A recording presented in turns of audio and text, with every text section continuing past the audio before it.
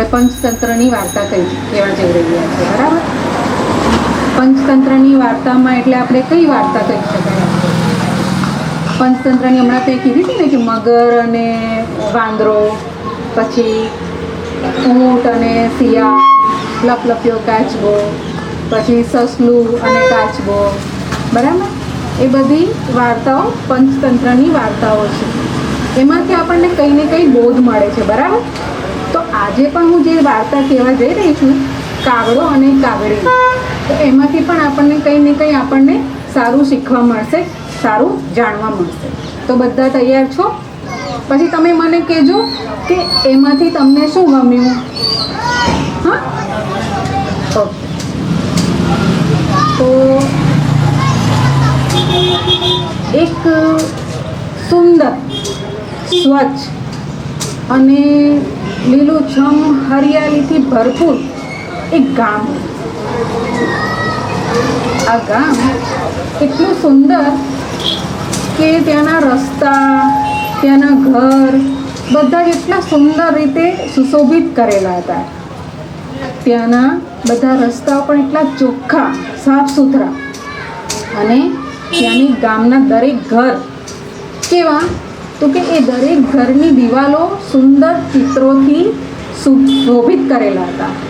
અને ત્યાંના દરેક ઘરના આંગણામાં, આંગણું ખબર ને, આપણું પોતાનું પણ આંગણું હોય, ઘરનું આંગણું, એટલે દરેક ઘરનું આંગણું પણ એકદમ સાફ સુથરું, ચોખ્ખું.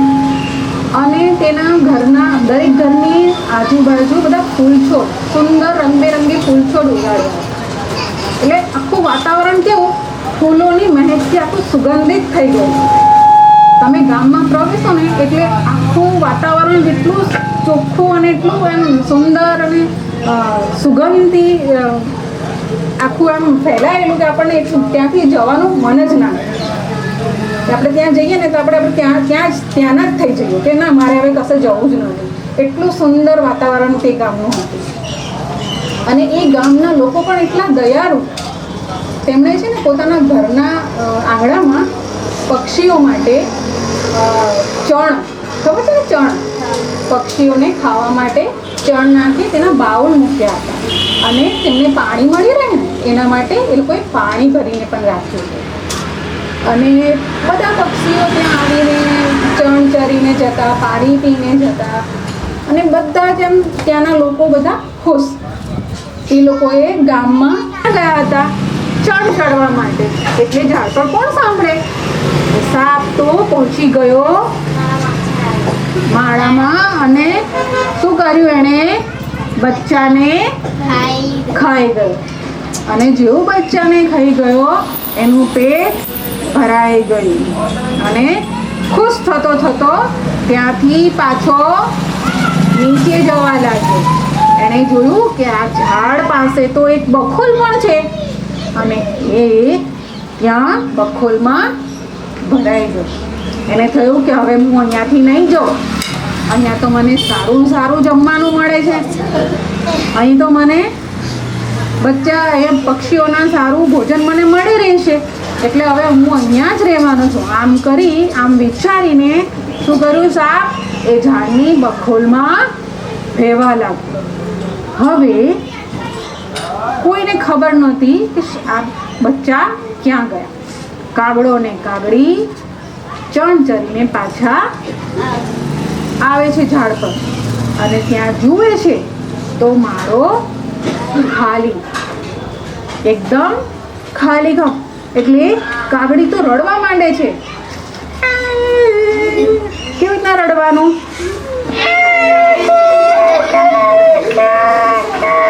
રડવા માંડી. કાગડો પણ ઉદાસ થઈ ગયો, એકદમ ઉદાસ. શોધવા માંડ્યા કે મારા બચ્ચા કઈ ગયા, ક્યાં ગયા મારા બચ્ચા? બધા આજુબાજુ નીચે ઉપર બધે શોધવા માંડ્યા, પણ ખૂબ જ ખતરનાક. તેણે શું કર્યું? આ ઘુવડને, પોપટને ડંખ મારીને ઘાયલ કરી દીધા. એટલે એ લોકો કશું કરી ના શકે.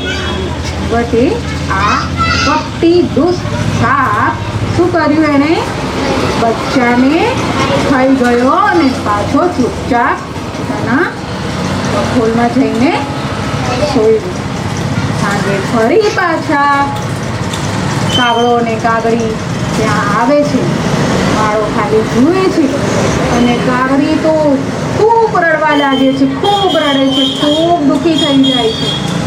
શું થયું? આ બાજુ ઘુવડને જોઈ છે તો ઘુવડ પણ ઘાયલ, પોપટને જોઈ છે તો પોપટ પણ ઘાયલ. તરત પૂછે છે ઘુવડને પોપટને કે શું થયું, ક્યાં ગયા બચ્ચાને, તમારી હાલત આ કોણે કરી? ત્યારે ઘુવડ કહે છે કે આ ઝાડની બખોલમાં એક મોટો સાપ રહે છે અને તે જ તમારું બચ્ચાને ખાઈ ગયો છે. અને હવે જ્યાં સાપ રહેતો હોય ત્યાં જોખમ તો હોય ને, બધાને ડર લાગે ને. એટલે હવે શું, આ કાગડો ને કાગડી નક્કી કરે છે કે હવે આપણે અહીંયા ઝાડ પર રહેવું નથી, આપણે બીજી જગ્યાએ બીજા ઝાડ પર રહીએ. ત્યારે બધા પક્ષીઓ છે ને, આ બધા પક્ષીઓ શું કહે છે કે ના, તમે આ ઝાડ છોડીને ના જતા. ઓકે ચલો મેડમ સાફ છે આ સાફ છે કાગડી બની મેડમ ને કાગડો ચલો બે કાગડી બની મેડમ બધાને માનવાનો મોકો મળે.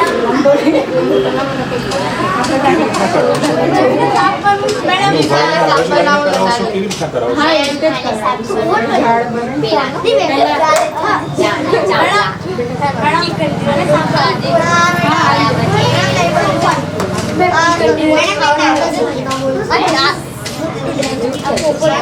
આખી વાર્તા તમારે જ કહેવાની છે. ચાલ આવી જાઓ.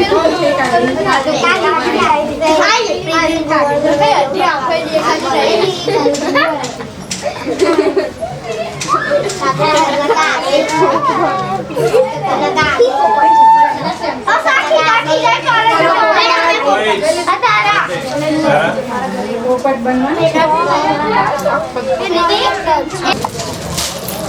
તમે બધા આ બાજુ અહીંયા આ બાજુ અહીંયા આવી જાઓ ને. અહીંયા બેસો.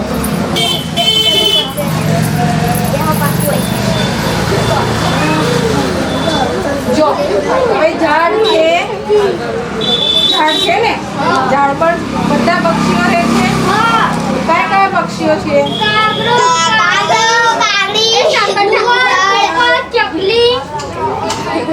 ચકલી, ઘી, પોપટ, બધા પક્ષીઓ ક્યાં રહે છે?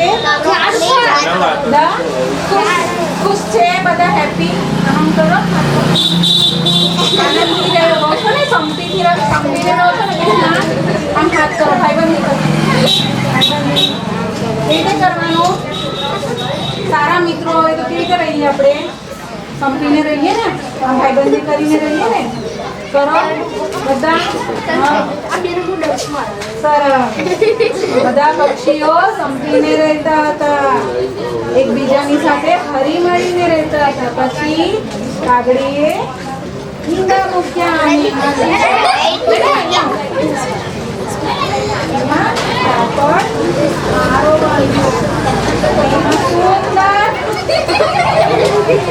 મળી શકે. બરાબર, આ વાર્તા બીજી બની શકે ને. સાપને આપણે મારતા નથી ને, આપણે સાપની સાથે શું કરીએ છીએ? મિત્રતા કરી દઈએ છીએ ને સમજાવીએ છીએ. બરાબર, એટલે બળ કરતા બુદ્ધિથી આપણે કામ લઈ શકીએ. બધી જગ્યાએ બળનો ઉપયોગ કરવાનો.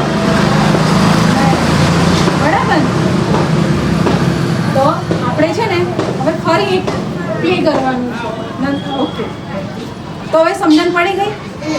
તો અહીંયા છે ને એક ગીત આવે છે, બધા સંપીને રહેવા લાગે. એક જ દાળના. તો આપણે છે ને એક ગીત ગાવાનું છે, એક જ દાળના બધા સંપીને રહેવા લાગે. બરાબર, બધા પક્ષીઓ છે, સાપ છે, બધા. અને એ લોકો સરસ સંપીને કયું ગીત ગાતા હતા ખબર છે? ચાલો બધા સર્કલમાં ઊભા થઈ જાઓ. આપણે બધા સર્કલમાં અહીંયા ઉભી મારી બાજુ. ચાલો